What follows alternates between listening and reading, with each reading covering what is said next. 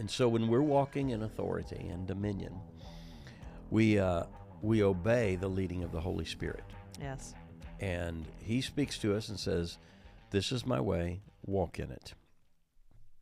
And then we mix our faith, and that faith comes by knowing what the will of the Lord is and doing it. Right. Not by making excuses, not by doing partial, not being partially obedient, but in doing all that he said. Right. That's when we can walk in the blessing. That's when we can see the supernatural results.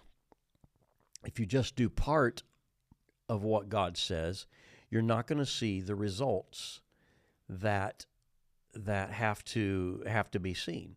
Right. It's just like if you were making some cookies a few nights ago, a few afternoons ago, whenever it was, and so you could have said, you know what, I don't have time to do them all, with everything, so I'm just going to use half the ingredients.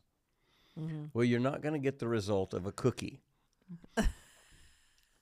if you only use half the ingredients. I don't have time to mix it all together. It takes all of that to create the final outcome. Right. And a lot of times we want to see the supernatural outcome that we know should be, but we don't want to go through the process. Right. We don't want to take the time. We don't want to be, somehow you don't want to be bothered with it. You just want it to happen.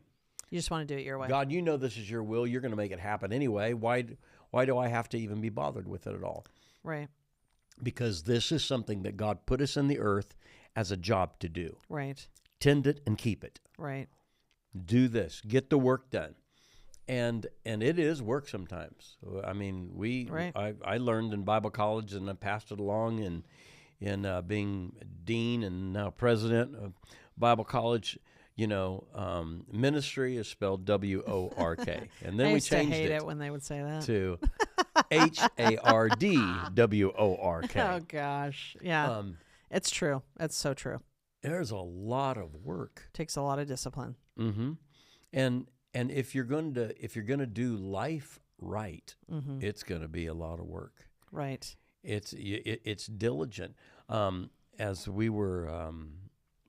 people were leaving the service yesterday morning, we typically are going to go, to the front of the church and greet people, love on them in the lobby, right? In the lobby as they're leaving and everything. And so, a couple of our senior men were leaving, and they were going out the door about the same time. And I was talking to a couple of these guys.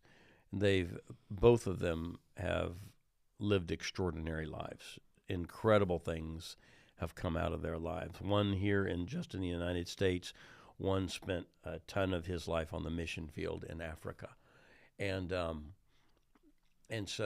both of these men are very strong, healthy men in their 80s, just doing. They're amazing. And so I was talking to him. I says, I said, you guys, you're not done. I said, there's a lot that you have that can be imparted unto this younger generation. They need the examples that you are, and they need to hear from you. Right. Don't draw back, but help us in getting an understanding into this generation of young men, right, of what it takes to be successful. Right. And it's more than just saying a prayer, asking Jesus Christ into your life. Wow, it's just the beginning. Yeah. That's foundational. Yes. But then the work to build the kingdom of God, right, the work to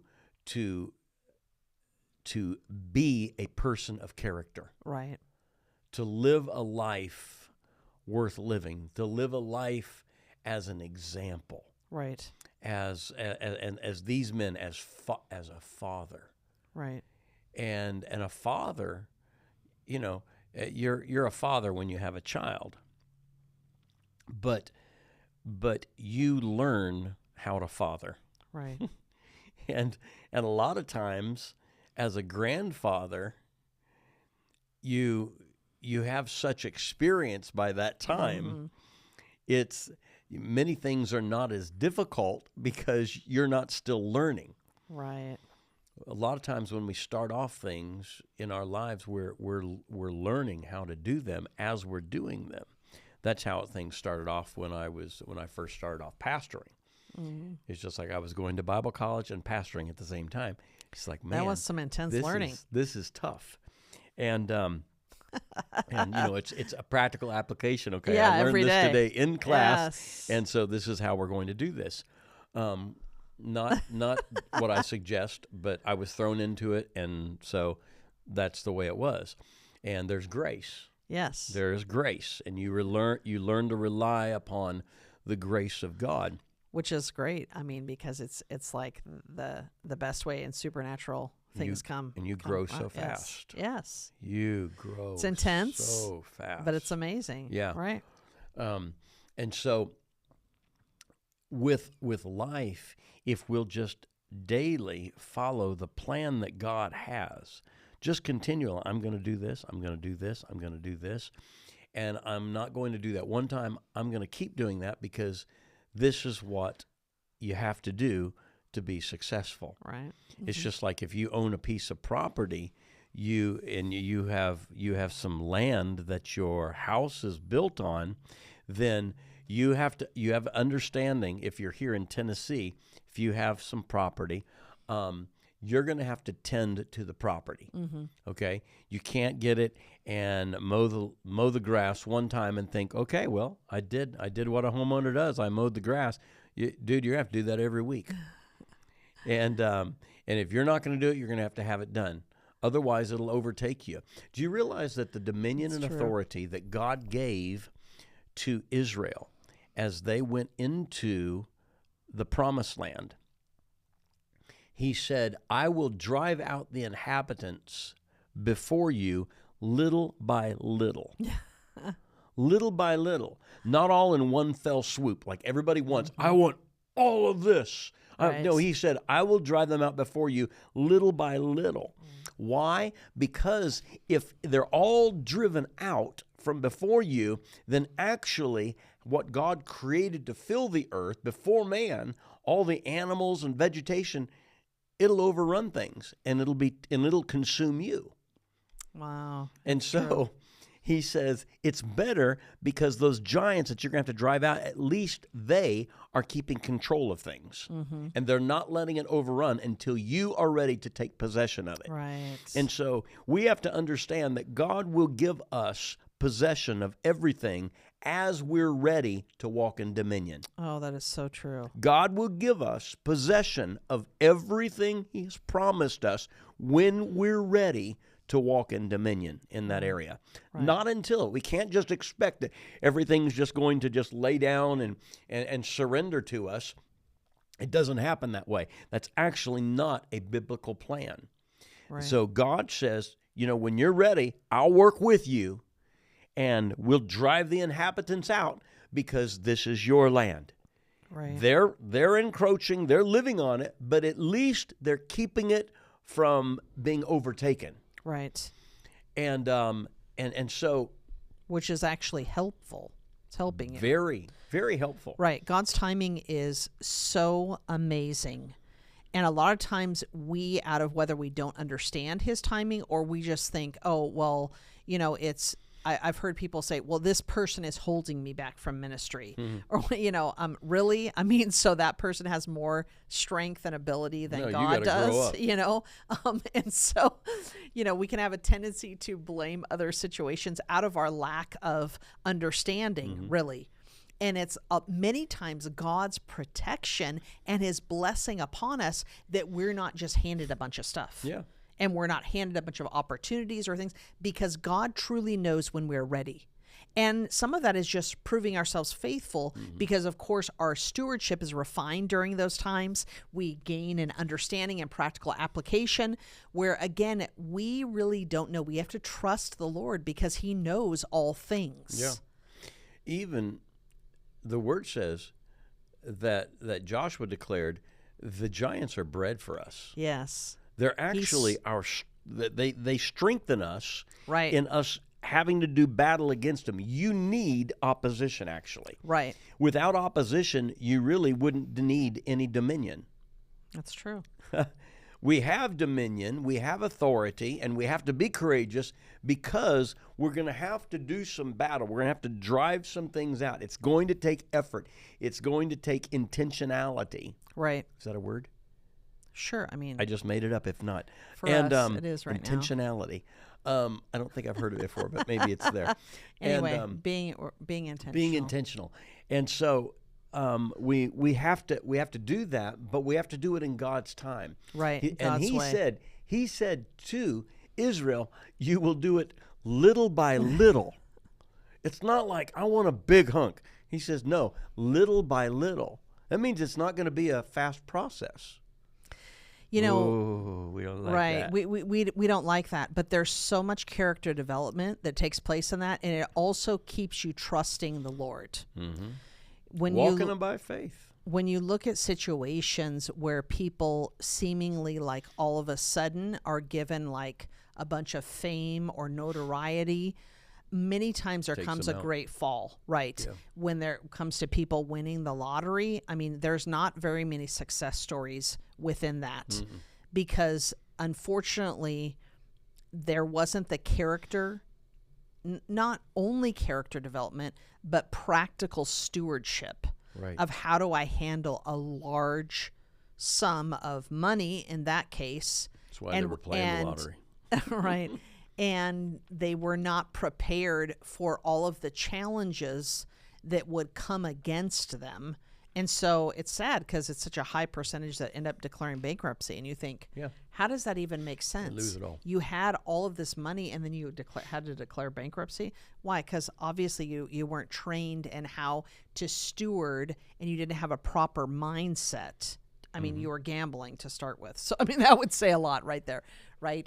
But that's just one example of how it is beneficial when we just trust the Lord, trust his timing, and he gives us things. We're found faithful, and so therefore increase comes. But again, like you said, sometimes it's not like a lot of increase. It is increase. But then again, the test is like, okay, at this level, will you still tithe? Will you still bless? Will you believe me for more because you've actually been given more now? Will you do more? Most people, when increase comes, they do less and less and less instead of more and more and more. Very true. When something is just given to you and you didn't have to put effort into Pay a price, it, most of the time you'll lose it. That's true. And God spoke to me and said, most believers, what they concede, they will never regain. Oh, that's so true. That's true in the natural area with laws and freedoms and everything. What you concede because you can't handle it, you'll never get it back again. Because you didn't put forth the effort to resist, to establish and to exercise your authority and your dominion. You didn't go, you conceded in some way. And that goes back to what you were talking about earlier, that many times the enemy, he tries to get, if he can't just fully steal something from you, he tries to get you to concede a little bit or back off just a little bit. And very that's true. His inroads right there. And like you said, it's very difficult to go back and gain. Yeah. It's hard to regain something that you have lost. And because many times losses come over a period of time of experiencing defeat. And repeated defeats create cowardice in people. And so you cower when resistance comes. You just, shrivel up. You go into a fetal position underneath the coffee table. Your brain tells you you're going to fail again. Yeah. Right. But in the same way, courage comes when little by little you keep taking victories. Right. Your courage grows. Your confidence grows. And so that's why God gave Israel the land that he had promised. He'd promised all the land, but they didn't get it all at once. That's true, yeah. Joshua chapter 1, be very courageous. And you don't need courage when things are easy. You need courage because, you're gonna look some things and you're gonna want to feel like, well, I think I might poop my pants here right now because I'm looking at what I have to face here. But the thing is that you just like, no, this is mine. And then you have such confidence and you have such courage that you become like Caleb, who he's 90 years old, and he looks at the mountain that has the biggest giant in the entire territory, and he says, give me that mountain for my inheritance. Right. Give me that mountain. Just tell me it's mine, and I will drive the inhabitants out. I'm 90 years old. I think he was 85. 85 years old. But regardless, still. 5 years, whatever. That point, and my eyesight and strength are not diminished. Right. I have the strength of a 40-year-old or something like that.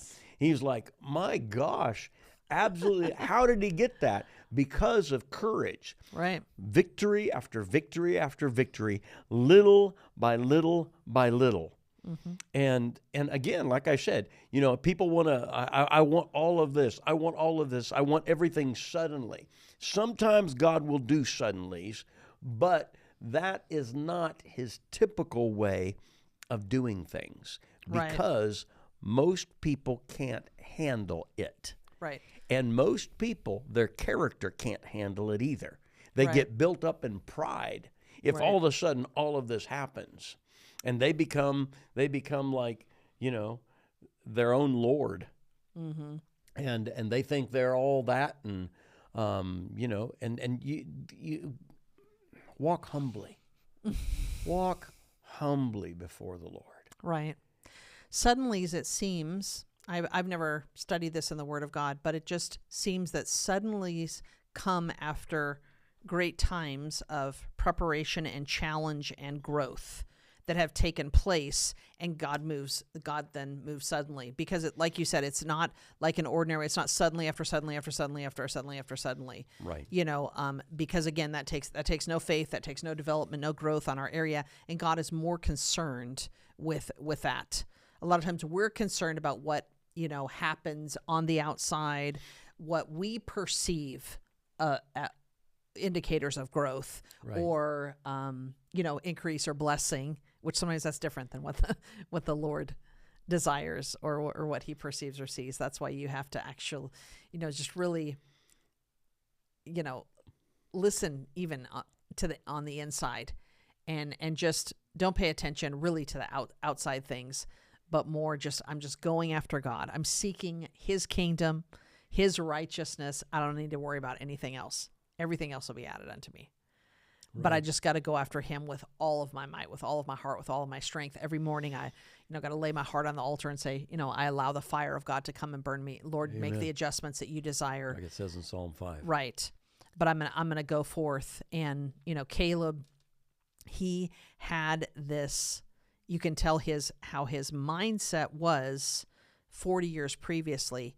It still was, only there was increase there.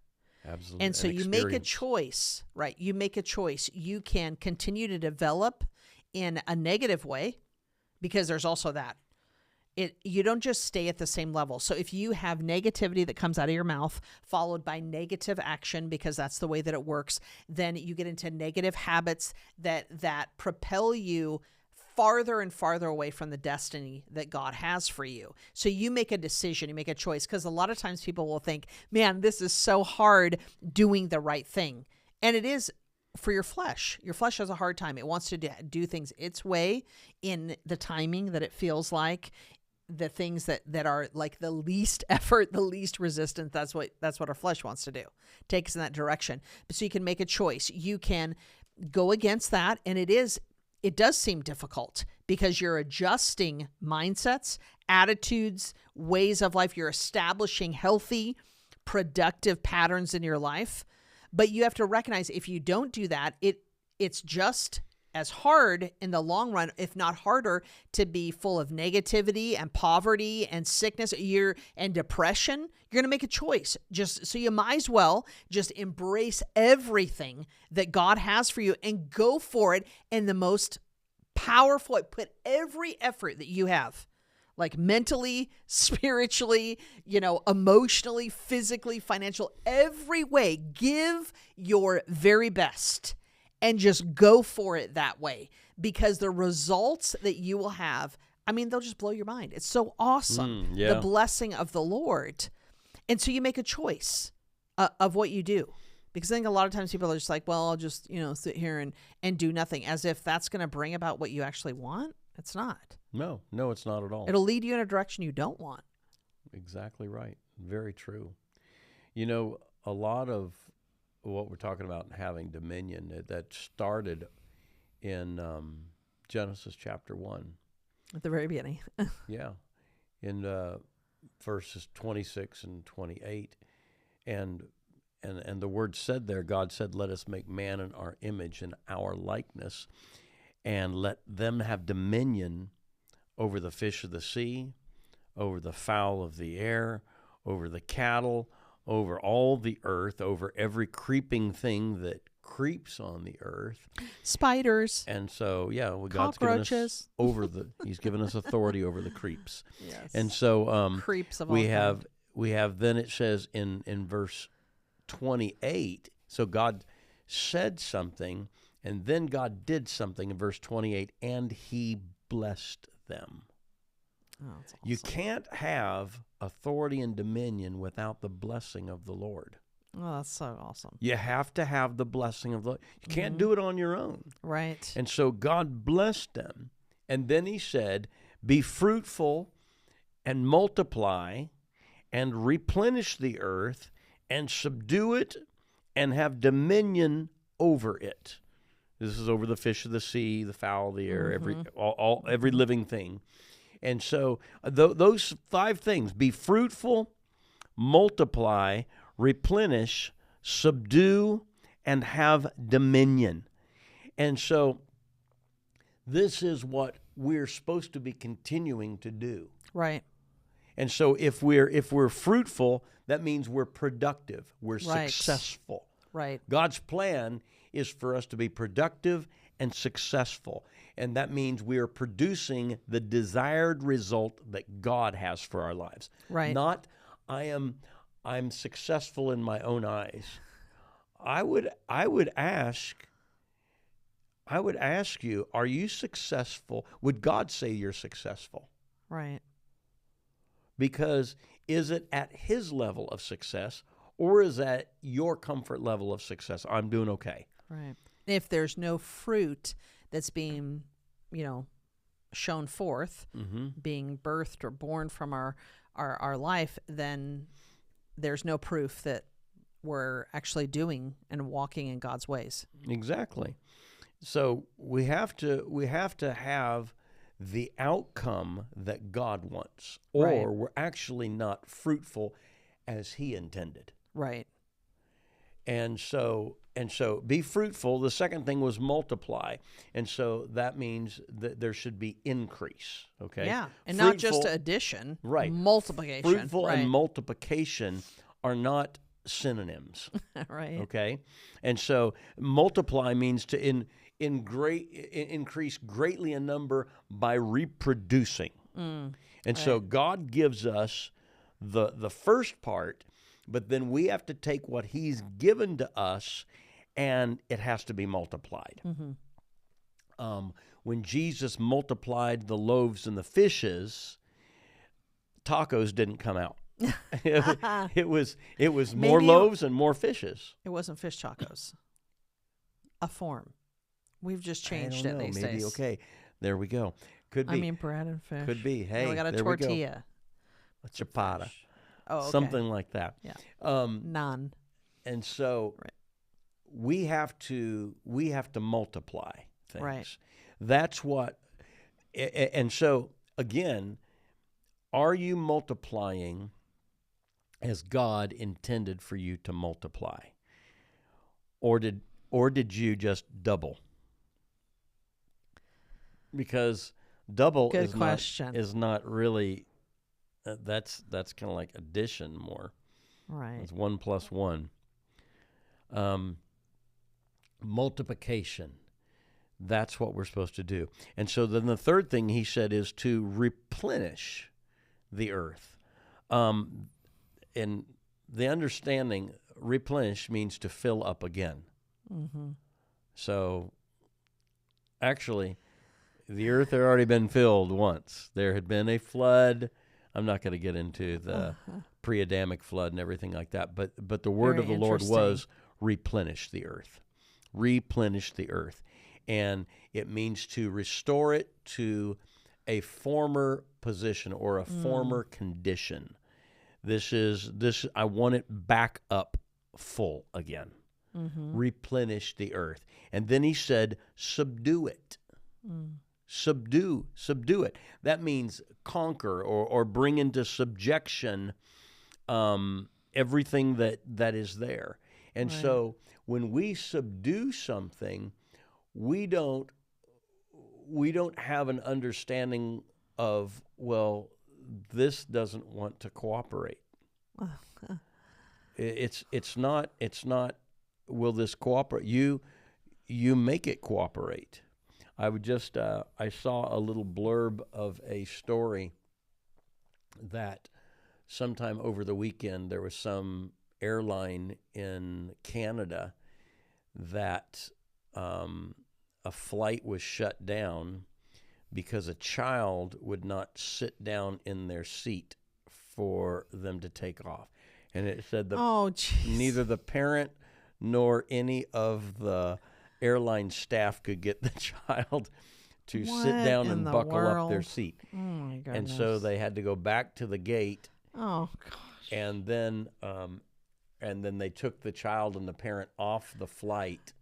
But then it was too late because it was after 12:30 in the morning, and so everybody had to get rebooked on the next flight. Can you imagine the people that are like on that? Oh, I would have been so mad. That's so hard to keep quiet. I'm not sure if I'd been able to keep quiet on that. Subdue that child. Yeah, if you can't do that, I know a way I can do it. It's pretty sad though. But out of my realm of authority. But anyway. And you wouldn't have been a soft parent, or what do they call them? I think it's gentle. A gentle parent. Yeah. Yeah. We're not into beating children. We're just into loving them and disciplining them correctly according to the Word of God. Yes. There has to be a structure, and there has to be order. What is wrong with parents today? Anyway, right. They weren't taught, or you were taught something outside of the Word of God. Yeah. And so what you compromised, you're not going to get back. In a family, you have to have authority. Yes. There has and be to responsible. Right? Yeah. As a But responsible the same parent. thing. There's responsibility when Right. you're authority. Yes, You shouldn't who's be a in mom charge? or a dad without exercising authority and responsibility. Yeah. No Okay. joke. Don't have kids so you know what you're doing. Anyway, whatever. And it's just like, well, they didn't want to. Well, of course good. they don't want to. And because, and you didn't want to either, but, oh my gosh. life doesn't work that way. And so we are, and I know we've already some people have turned the podcast off, and I'm not listening to them again. I think it actually is about time we do another podcast on parenting. Those are kind of fun. And we can bring in the kids, the adult kids. That would be super fun. Yes. Yes, we'll do that. Maybe our next they can one or add in something some like that. things. I'm sure they'll have some stories and comments that'll be great for everybody to hear. Yeah. So those four things. So God said, "Be fruitful, multiply, replenish, subdue the earth," and He says, "Have dominion." And have dominion is a continuous present tense. Right. It's not. It should never be I had dominion. Mm-hmm. But we are to constantly have dominion. That means we're constantly making sure that we're walking in the responsibility that we have. We're doing what we're supposed to be doing. If we choose to allow areas to assert dominance over us, like our children dominating us, then or the dog. We're not walking in the dominion that was trusted to us in the beginning by God then. Right. We're not actually the people that God has entrusted the earth to. Right. I mean, you can't trust somebody if you have something that is yours and you say, okay, I want you to take care of this for me. God planted the garden eastward in Eden, and he put man in to tend and keep it. Right. That didn't mean that, hey, Adam, you can do whatever you want. If you want to trash the garden, you can trash the garden. This is yours. No. No, it was still the Lord's. The earth is the Lord's and the fullness of it. Yes. And so, but we have been given charge over it. Right. And so, yeah, we're the boss here, but not to just let everything go. Not You're the boss in outside your of the family, but plan. not to just Right. let your children go wild. Right. For your family to go to hell. Right. You have to walk in authority. When I was being raised, I was told, you're going to church with us. You live in this house. There wasn't an option. You're going to church. Yeah. No, there was not an option. We don't give our children. Do you want to go to church with us? Do you feel today? like it? Well, you're actually you're Do you want to get up you're still early? living here, and you're 18 now, and so you can make your own decisions. Do you want to go to church? You don't want to? Okay. No. You're living in this house. I want to tell you, this is what's happening. Right. Amen. Right. Or, you know what? So, whatever age you are, you're dependent upon us. Right. Okay? You like the food. We're providing you this. like the we're providing shelter. that. This is one of the things. Yeah. This is the condition for living here. You're going to do this. Right. This is it. Right, because again, it is the authority and the responsibility working together. Yeah. Because we have a desired effect of our home. Right. And this is the way this home is going to be. Right. And so rebellion doesn't work in this home. Strife doesn't work in this home. Worldliness doesn't work in this home. Right. And so as for me and my house, we will serve the Lord. But you couldn't just quote that verse. You have to do the natural things of the practical application of that verse because you're the head of the household. Yeah. And dominion commands, it doesn't ask. Oh, that's so true. Right. Dominion And commands. People don't realize that you can be respectful and still commanding and be an authority. Mm-hmm. And we're not talking about screaming and being disrespectful or whatever, but no, this is the way that it is. If you don't like it, well, then I guess if you're old enough, you can choose to go elsewhere. Here in Tennessee, everybody's very respectful. As Most far people. as in their words and everything Yes. like this. But you understand, even in the respectful tone, what is expected. That's true. And so it's kind of like, if you don't mind, would you please clean your room up? That's not like In if other you words, want to. right. It's just like, even if you do mind, clean it. I'm just going to say it in a nice way. Yes. Yeah. And so I'm trying to say it in a nice way, but it's not an ask, it's a command. Right. This is what's going to be done. Things that are to be subdued, that are under our jurisdiction as a leader, as a ruler, we take that position of authority. We take that position of dominion, and we walk in it. We say, no, this is the position God's put me in. Right. And when you're put in a position, you have to walk in the authority and the responsibility of that position. Otherwise, you can't have the title. Right. I don't think people realize that ultimately you answer to the Lord. So I know there's been areas even of leadership where I don't like, I've gotten better at it, but I really don't like having to confront, people and situations. But when you're in leadership over that, if you don't take care of that and you don't steward that, the Lord will give it to somebody else. Mm-hmm. And so I've been, if there's been situations where, I haven't wanted to deal with it, but the Lord has rebuked me. Mm-hmm. No, that's your responsibility. This is what you need to do. Yeah. And we're not lording over men. No. We're taking care of his church. Right. His church, okay? That's our responsibility. Right. As leaders in the church. It's not I have to command people, you have to do life this way. No. But I can definitely say in the church there's not going to be strife. Right. In the church there's not going to be gossip. Right. In the church there's not going to be sin running rampant, okay? No now, sin, people right. can choose to live however they want to. I Right. can't make somebody live a certain way. Yeah. But I also don't have to allow it to run rampant in the church. Right. No, you want to live that way, you can live outside Right. of it and everything like that. Yeah. You're not going to come in here as a quote-unquote believer, pretending you're a believer and influencing people in unrighteous ways. Right. It's not going to happen because you're corrupting and you are defiling the word that's in the people of God. And Right. and so therefore, as a leader and as someone that God has given authority to, I'm responsible to God for how I care and take care of what He has given to me. Right. What's been entrusted to you. Yeah. Yeah. That would be a faithful steward.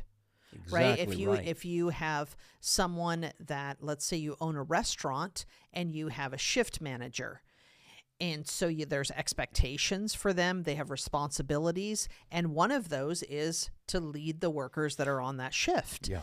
Well, what if the manager says, oh, I don't really, I really like that person, and I know that they're stealing money, or I know that they always show up late to work, or they're not doing a proper job, and, but I don't really want to have to say anything to them because then they won't like me, or they might get upset, or it might hurt their feelings. And so, well, because of what I want or don't want to do, what makes me comfortable or not comfortable, I'm not going to do that. Well, then the owner of the restaurant goes, okay, if you're not going to do your responsibility on the job, then guess what? You don't have a job anymore. Right? I mean, these things are like simple things. It's just sometimes there's this disconnect when it comes over the church realm when people think, well, I'm spiritual too. I should be able to do whatever I want to do. And life just doesn't work like that. It's just like the parent can't say, well, I don't want to hurt the kids' feelings. I don't want to, potentially stunt their creativity. So I don't want to tell them no, that they can't do that. Or I don't want them to have a consequence when they have disobeyed. Okay, that type of parenting or that type of stewardship of a restaurant or a business or a church doesn't work. That's not the example that we were given in Genesis. You know what's really amazing? The Lord laid out the rules for Adam and Eve, and when they disobeyed the first time, He didn't even give them another chance. No, He didn't sorry, even you're count out to of the garden. 3. He's like, you're out of here. He kicked them out. He did. He kicked them out And He of put home. angels there with flaming swords to Yeah, keep he's them like, from coming and no, back in. you're not coming back in. Yeah. I mean, in some people's view, it would be like, man, God is a parent. He failed on the first time. I mean, that's what it looks like. That like, wow, the Lord is like, but He demonstrated to us what authority and what responsibility is and what the way is. This is the way that you have to do it. If you're not going to do that, then you can't be allowed to experience and walk in all these blessings. I'll still be with you, but it's going to be a lot harder now. Yeah. Because you didn't follow what I told you to follow. That should be such a life lesson to us and a reminder to us of like when we want to go off track, we want to do it our way, we want to, operate outside of God's ways. We should actually have a recall. I need this myself. No, don't even think that way. Don't even start thinking that way, because you think that way, then you go in that direction. Mm-hmm.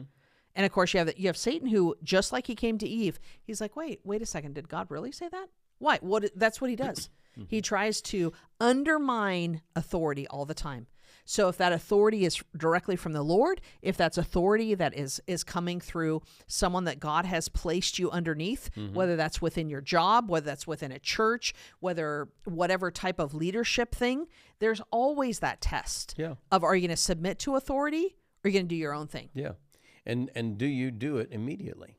Oh, Delayed obedience is disobedience. Yeah, that's hard. And you know what? And a lot of times, and this might hurt a little bit, but we teach many parents teach their children delayed obedience. That's true. Because of the counting system. Yeah, I remember we did that for all. Man, you fall into that trap so easily. Yeah. And they're just like, wait a second. 2. Well, I'm going to tell you, after about the third time that you do that, the child learns, I have till 10 before I have to do anything. Yeah, I'm going to sit here on my butt. Right. I'll stare at you, or I'll ignore you. Right. I'll do whatever I want to until you get to 10, because that's actually when you begin to move. But I know you're probably not going to do anything still. but they know your buttons. But so parents, young they know when that. they do that, I was just talking with some young parents just a couple of weeks ago, and they said we never thought about that until you pointed it out, and it's one of the parenting things that we did here. Yeah, and we stopped doing it, and we said, now this is when we say it, you have to do it. Right. It really became so apparent to me, or such a revelation, if you want to say, when I heard Pastor Adonica, when she said, as parents, we represent God to our children. Mm-hmm. And I was like, man, that is a heavy right there. That's a heavy responsibility. Yeah. But when you think about it, when God speaks to us to do something, he doesn't, he expects us to obey right then. He doesn't, come back with like a second chance. Oh, and by the way, do this whenever you feel like you want to do it. He just, and if we choose not to do it, typically we don't even hear anything else from the Lord. Like he's like done talking. He's done moving or whatever. No, you're going to do what I told you to do. There's no other like options. It's not like, again, when you want to do it, let me give you, when it feels like it's the right time to you, then you go ahead and do it. And so when we're raising our children, we're parenting them and this starts from such a young age, because like about 9 months or so, like they'll start testing you. They will. Like when you tell them no, you can tell by the look in their eyes, and they're trying to find out where's the boundary. Mm-hmm. The stronger the personality, the more they'll push. That's why you have to have a concrete boundary that really doesn't move.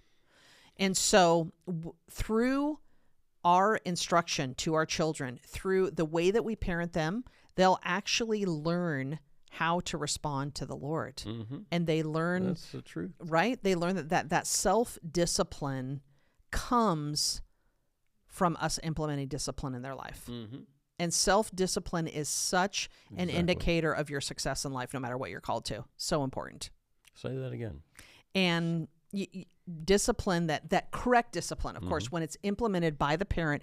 And a lot of the biggest challenge with that, I feel like, is just the consistent, because it's hard sometimes. A tough thing for parents. It is like get off the couch again, or just like, oh my gosh, I have already disciplined this kid 5 times today. Why won't they just do what's right? They're again pushing to see where's the boundary. Where can I get away with stuff? How many spankings I used to get every day. I'm just like, I'm kind of like astounded at myself. Gosh. Like, how stupid were you, dude? I just remember that you said recently in church that when I said one time, made some comment about, I think actually I should have got more spankings. And you said in church you agreed with that. That I should have got. I think my wife should have gotten. I was like, what? Way to throw me under the bus like that. Just kidding. She turned out to be amazing. But you do.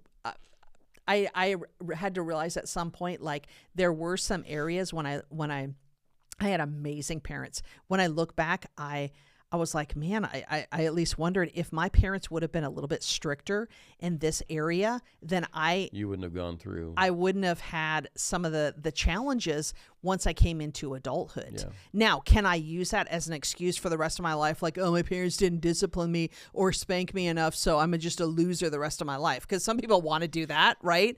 Yeah. No, it's just like, Our Pastor Adonica, would say things like, at some point you got to realize in your life, put on your big girl panties, like, grow up, right? It's time to, like, this is about adulting. Quit making excuses, and just, like, go for it. But just saying all that to say that as parents, when we correctly discipline our children, even from young, I'm not saying you take them 9-month-old and, paddle them. I'm not at all saying that. Discipline comes in many different forms. It's got to be, effective. You work with many different ways. Each kid, right. You do. Actually.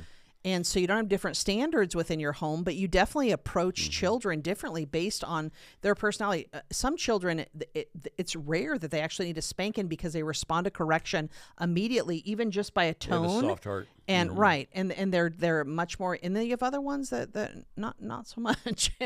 And so, but through that discipline, we learn self-discipline. Mm-hmm. And again, self-discipline is absolutely 100% required for you to build anything successful in life. Absolutely. And that's what God's called us to do. Amen.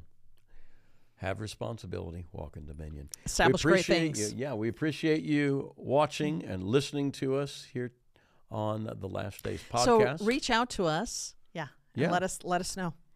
Check us out on What blesses you? Instagram, The Last Days Podcast. Yeah. Tell us what irritates you. No. Oh, yeah. I didn't like your comment about that. Okay, yeah. good. We welcome any feedback. We would love to get that. So please let us hear from you. Let us see you. Come visit us in Johnson City, Tennessee. And ladies, come join me for my ladies conference, September 24th through the 26th. It's going to be powerful. 4 services. I'm super excited about it.